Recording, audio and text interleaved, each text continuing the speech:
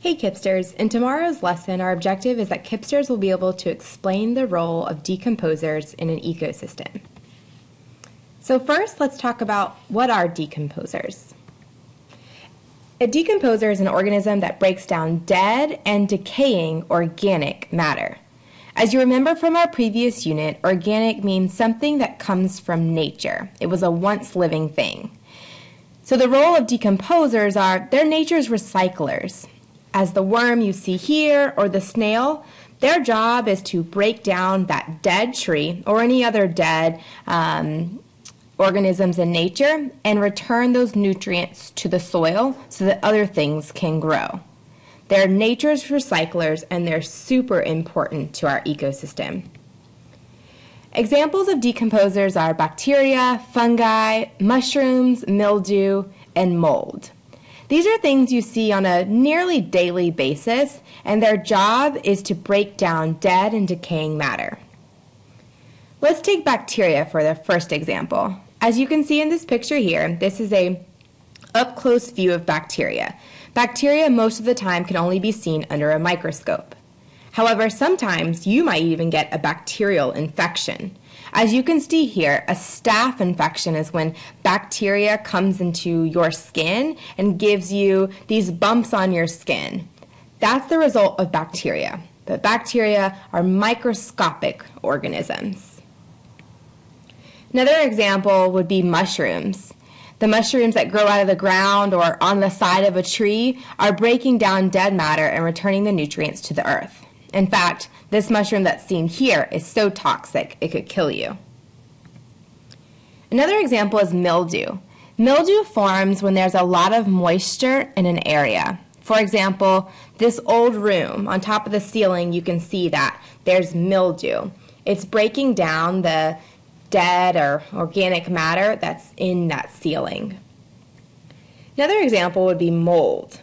As you can see from this kind of creepy pumpkin here, that after an apple or a pumpkin or a pear or fruit has been laying out for an extended amount of time, it will begin to rot.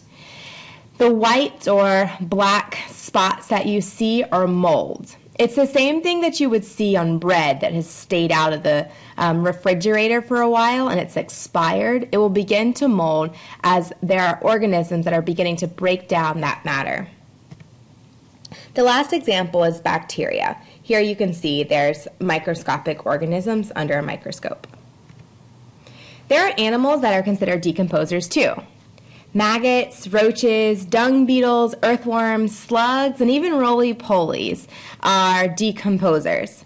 Oftentimes you will see earthworms down in the soil, and a soil that has lots of earthworms in it would be one that's very nutrient rich because the job of decomposers is to bring nutrients back into the soil.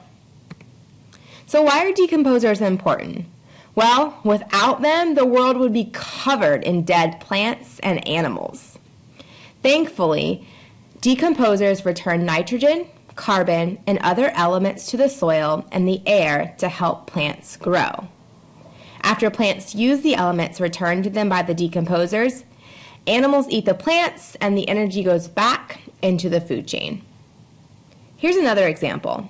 As you can see here, this is a plant in the fall. This tree is beginning to lose its leaves.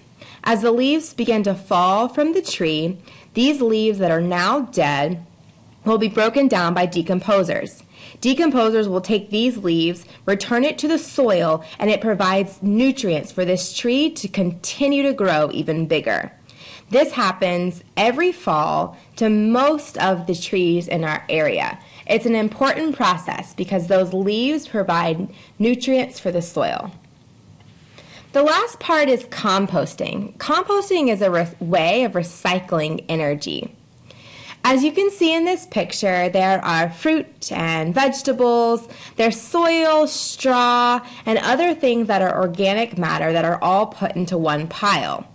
Well, we know that decomposers will begin to break that down, and organic matter that's put into a compost bin will become really good, nutrient-rich fertilizer within a few weeks.